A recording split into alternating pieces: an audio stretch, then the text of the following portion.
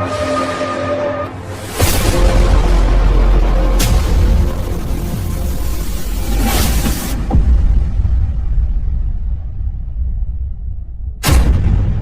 پیغمبر نے ان سے کہا کہ ان کی یعنی طالوت کی بادشاہی کی نشانی یہ ہے کہ تمہارے پاس وہ صندوق آئے گا جس کو فرشتے اٹھائے ہوئے ہوں گے. اس میں تمہارے پروردگار کی طرف سے تسلی بخشنے والی چیز ہوگی اور کچھ اور چیزیں بھی ہوں گی جو موسیٰ اور ہارون چھوڑ گئے تھے. اگر تم ایمان رکھتے ہو تو یہ تمہارے لیے ایک بڑی نشانی ہے.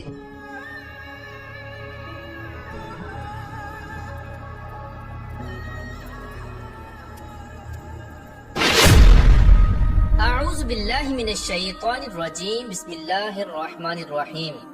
اللہ تبارک و تعالیٰ کے نام سے شروع جو بڑا مہربان اور نہایت رحم کرنے والا ہے. مومنوں کے دلوں میں سکون اور قرار پیدا کرنے والا ایک ایسا صندوق کہ جس کی طاقت کا کوئی بھی مقابلہ نہیں کر سکتا. یہ صندوق جس قوم کے پاس ہوتا اس کے سامنے بڑی بڑی طاقتور قومیں ہار مان لیتی، اور جس قوم کے پاس بھی یہ صندوق رہا وہ قوم دنیا کی فاتح قوم رہی. یہ ایسا کراماتی صندوق ہے کہ جس کو حاصل کرنے کے لیے آج بھی دنیا پاگل ہو رہی ہے، خاص کر کے یہودی قوم جو کہ آج دنیا کی سپر پاور قوم ہونے کے باوجود اس صندوق کو حاصل کرنا چاہتی ہے.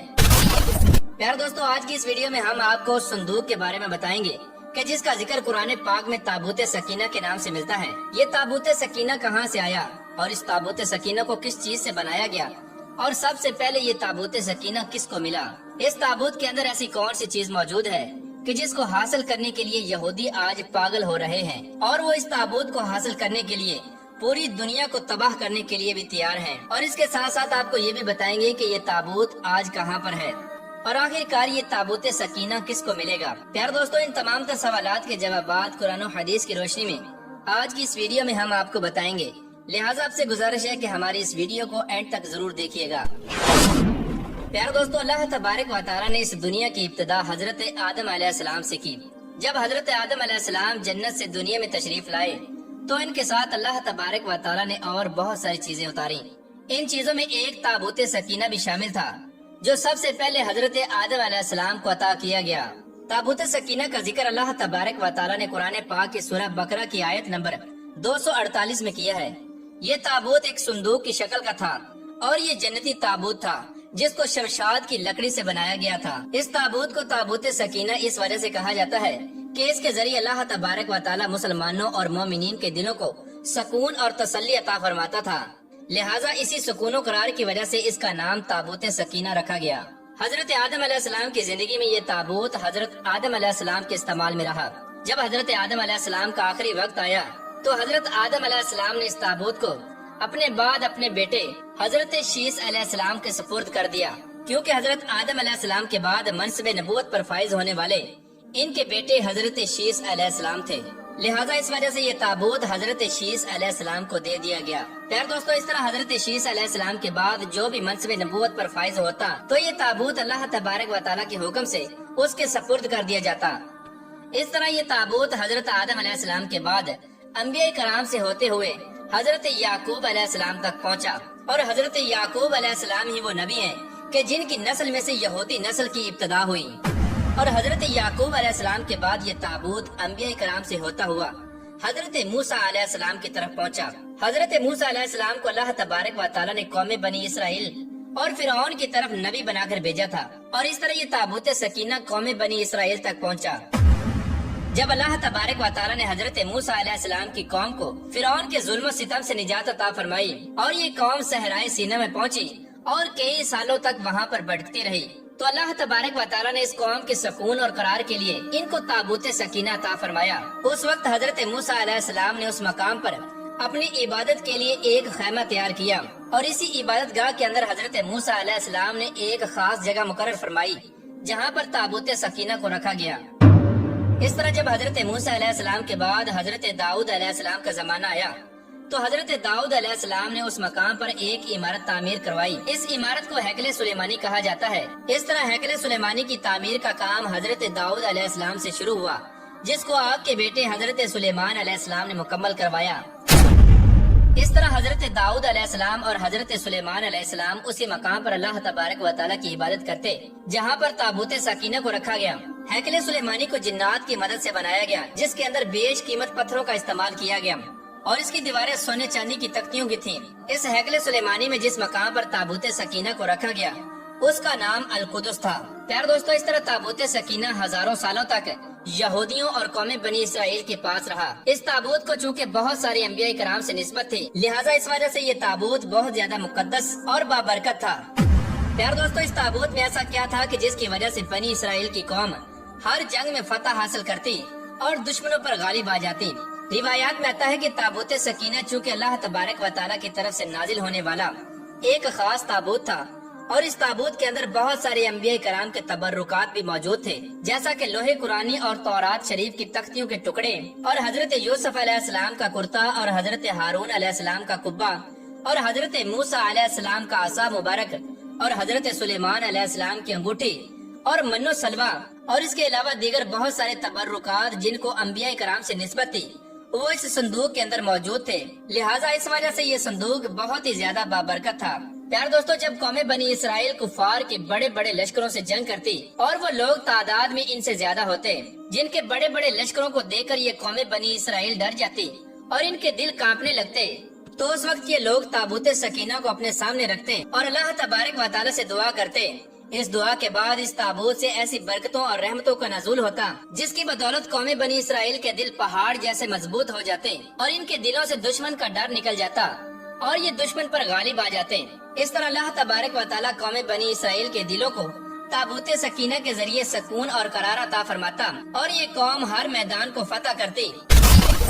अगर इस कौम पर कोई मुसीबत या परेशानी नाजिल होती या कोई बुरा वक्त आ जाता तो ये कौम ताबूत सकीना को अपने सामने रख कर उसका वसीला अल्लाह तबारक व तआला की बारगाह में पेश करते, तो अल्लाह तबारक व तआला ताबूत सकीना की बरकत से उनसे ये मुसीबत या परेशानी दूर कर देता और इस तरह कौमें बनी इसराइल की हर दुआ ताबूत सकीना की बरकत से कबूल होती।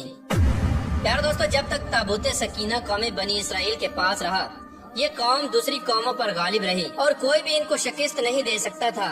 इस ताबूत सकीना की वजह से कौमें बनी इसराइल को पूरी दुनिया के अंदर ऐसा अरूज मिला कि जिसका कोई तसव्वुर भी नहीं कर सकता। लेकिन यहूदी और कौमें बनी इसराइल ऐसी बदबख्त कौम थी कि जो बार बार अल्लाह तबारक व तआला की नाफरमानियों और गुनाहों के अंदर मुब्तला हो जाती। इस कौम की हिदायत के लिए अल्लाह तबारक व तआला ने बहुत सारे अंबिया कराम को भेजा, लेकिन ये कौम हर दौर में अल्लाह तबारक व तआला की नाफरमान साबित हुई। बिलाखिर जब ये कौम अपने गुनाहों से बाज न आई तो अल्लाह तबारक व तआला का दर्दनाक अजाब इन पर मुसल्लत हो गया। इसी दौरान कौम अमालका के सरदारों ने कौम बनी इसराइल पर हमला कर दिया। इन काफिरों ने कौम बनी इसराइल का कत्लेआम किया और इनकी बस्तियों को उजाड़ दिया। इस तरह कौम अमालका ने यहूदियों का कत्लेआम किया और उनकी इमारतों को जला दिया और ताबूत सकीना को उठाकर अपने साथ ले गए। इस तरह इस जंग के बाद कौम अमालका ताबूत सकीना को अपने साथ ले गई और कौम अमालका ने इस बाबरकत संदूक की बेहुरमती की और इस संदूक को नजासत और कचरे के ढेर पर फेंक दिया। इस तरह जब कौम अमालका ने ताबूत सकीना की बेहुरमती की तो अल्लाह तबारक व तआला ने कौम अमालका पर अपना अजाब नाजिल फरमाया और इस कौम को तरह तरह की बीमारियों के अंदर मुब्तला कर दिया, जिसके सबब कौम अमालका के लोग हलाक होने लगे और तड़प तड़प कर मरने लगे। इस अजाब के अंदर कौम अमालका के 5 बड़े बड़े शहर खत्म हो गए। कौम अमालका के वो लोग जो अभी तक इस अजाब से बचे हुए थे, जब उनको अपनी गलती का एहसास हुआ कि हम पर यह अजाब ताबूत सकीना की बेहुरमती की वजह से नाजिल हुआ है, लिहाजा इन काफिरों ने अजाब से बचने के लिए उस ताबूत सकीना को उठाया और एक बैलगाड़ी पर लाद कर बनी इसराइल की बस्तियों की तरफ रवाना कर दिया। उस वक्त अल्लाह तबारक व तआला ने ताबूत सकीना पर अपने 4 फरिश्तों को मुकर्रर किया। ये फरिश्ते ताबूत सकीना को उठाकर उस दौर के नबी हजरत शमूल अलैहिस्सलाम के पास ले गए। हजरत शमूल अलैहिस्सलाम को अल्लाह तबारक व तआला ने कौम बनी इसराइल की तरफ नबी बनाकर भेजा था। जैसे ही ये ताबूत सकीना कौम बनी इसराइल को दोबारा से मिला तो कौम बनी इसराइल का वकार दोबारा से लौट आया। लेकिन कौम बनी इसराइल वो बदबख्त कौम थी जो हर नबी के दौर में अल्लाह तबारक व तआला की नाफरमान हो जाती थी। लिहाजा इस बार भी ऐसा ही हुआ कि ये कौम अल्लाह तबारक व तआला की नाफरमानियों में मुब्तला हो गई और कुफ्र शिरक करने लगी। लिहाजा जब ये कौम फिर कुफ्र शिरक के अंदर मुब्तला हो गई तो फिर से अल्लाह तबारक व तआला का अजाब इन पर नाजिल हो गया। लिहाजा एक जाबिर और जालिम बादशाह जिसको दुनिया बख्त नसर के नाम से जानती है, वो अल्लाह तबारक व तआला का कहर बनकर कौम बनी इसराइल पर मुसल्लत हो गया। चुनाचे बख्त नसर ने यरूशलेम पर हमला कर दिया जहाँ पर यहूदी आबाद थे और यहूदियों को चुन चुन कर कत्ल कर दिया। जब बख्त नसर ने यहूदियों पर हमला किया और यहूदियों के शहर को तहस नहस कर दिया, तो इस कत्ल व गारत के अंदर ताबूत सकीना कहीं गायब हो गया। लिहाजा इस जंग के बाद ताबूत सकीना का किसी को कुछ पता न चला। लिहाजा यहूदी कौम उस वक्त से लेकर आज तक उसी ताबूत सकीना को तलाश कर रही है। ये यहूदी कौम किसी भी कीमत पर ताबूत सकीना को दोबारा से हासिल करना चाहती है, ताकि उनको अपना खोया हुआ वकार दोबारा हासिल हो जाए और वो पूरी दुनिया पर कब्जा कर सके। प्यारे दोस्तों, ताबूत सकीना कहाँ पर है और ये आखिरी दौर में आखिर किसको मिलेगा, तो इसके मुतालिक मुख्तलिफ रिवायात मिलती हैं। यहूदियों के अकीदे के मुताबिक ताबूत सकीना मस्जिद अक्सा के नीचे दफन है। लिहाजा इसी वजह से यहूदी आज के दौर में मस्जिद अक्सा को गिराना चाहते हैं और अपने मसीहा दज्जाल के आने से पहले पहले उस ताबूत सकीना को हासिल करना चाहते हैं। बाद रिवायात के मुताबिक ताबूत सकीना इथोपिया के चर्च के अंदर मौजूद है और बाद लोगों का ये मानना है कि ताबूत सकीना अरब मुमालिक के अंदर मौजूद है और बाद रिवायात के मुताबिक ताबूत सकीना हजरत इमाम मेहदी अलैहिस्सलाम के पास है, जो कुर्बे क़यामत में अपने साथ लेकर आएंगे और उसके जरिए यहूदियों पर फतह हासिल करेंगे। प्यारे दोस्तों, हकीकत ये है कि ताबूत सकीना कहाँ पर है, इसके मुतालिक सिर्फ अल्लाह तबारक व तआला ही जानता है। अल्लाह तबारक व तआला से दुआ है कि अल्लाह तबारक व तआला हमें नेक अमाल करने की तौफीक अता फरमाए।